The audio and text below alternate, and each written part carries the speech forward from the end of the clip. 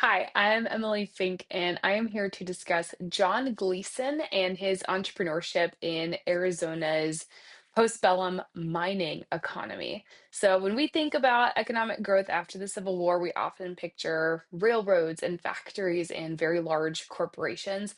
However, a lot of America's growth was also driven by individual entrepreneurs who also sought that opportunity in expanding west. So one of those individuals was John Gleeson, and he was an Irish immigrant, and he found success in Arizona mining. His story is really cool because for me, it demonstrates how migration, entrepreneurship, and even just natural resources help to transform the United States in this era that we're studying. So, like many immigrants during the late 19th century, Gleason came to America and he sought economic opportunity. Arizona's mining industry attracted many professions, including prospectors, investors, and laborers, and they were all from across the country and even from around the world.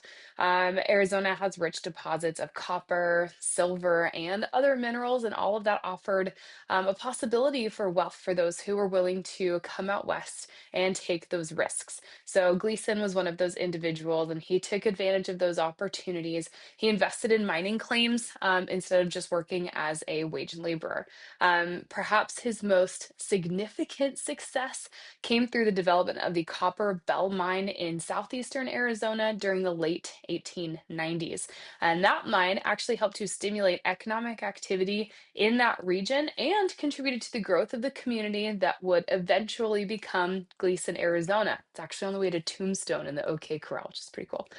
His story does reflect a larger demographic trend that is occurring throughout the country as immigrants and migrants are moving westward in search of land and jobs and really just economic opportunity.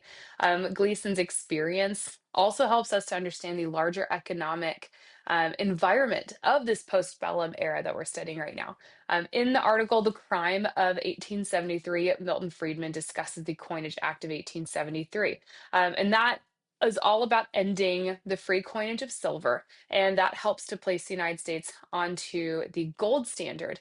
Well, this directly affects John Gleeson.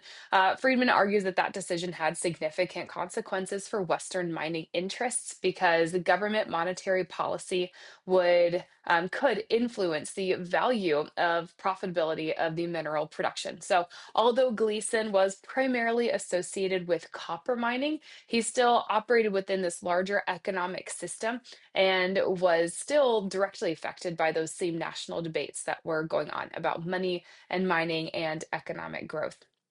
Another really cool perspective comes from Brett Frischman, and in his article, Tragedy of the Commons. And in this work, Frischman highlights that importance of ownership and resource management within economic development. So, in the American West, mining claims provided individuals with actual legal rights to very valuable resources. Also encouraged long-term investments that turned into long-term development. So Gleason's success depended not just on discovering the actual mineral deposits, but also on securing the ownership and then developing that effectively using those resources. Through my research, one of the most interesting pieces of evidence of Gleason's career that I found actually comes from a 1912 issue of the Arizona Range News. And I know this source falls just slightly outside of our time period, but I wanted to incorporate it anyway because it does illustrate the long-term results of his entrepreneurial success. So the newspaper, it published the articles of incorporation for the Sulphur Springs Valley Bank, and they identified John Gleeson as one of the incorporators of the bank's president. So that suggests and shows us that Gleeson had successfully transitioned from mining into banking and local economic leadership, really. So instead of just remaining only a mine owner, he actually becomes involved in financing and developing that regional economy. So, what I love the most about John Gleason's story is that it shows us that this postbellum economy is not just built by our industrial giants, but really that it's also shaped by entrepreneurs who are on the frontier. They're taking risks, they are investing in natural resources, and even helping to establish new communities. So, his rise He comes from being an immigrant worker. He goes through and becomes a businessman, and ultimately the president of a bank. So that reflects many of the forces that actually helps to transform the American West, including immigration and westward migration, resource extraction, and even private investment. Thank you so much.